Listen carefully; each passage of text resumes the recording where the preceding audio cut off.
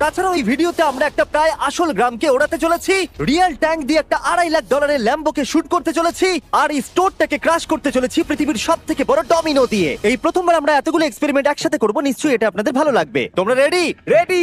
এটা ক্রেজি হতে চলেছে। এগুলো পড়ছে, এগুলো পড়ছে। Come on.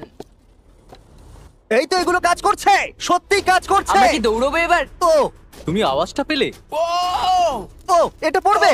এটা পৃথিবীর সব থেকে বড় ডমিনো, ও আর এটা তো এর থেকেও বেশি বড় ডমিনো। যাও যাও দোকানটাকে ভেঙে দাও। ও মাই গড, এটা দারুণ হয়েছে।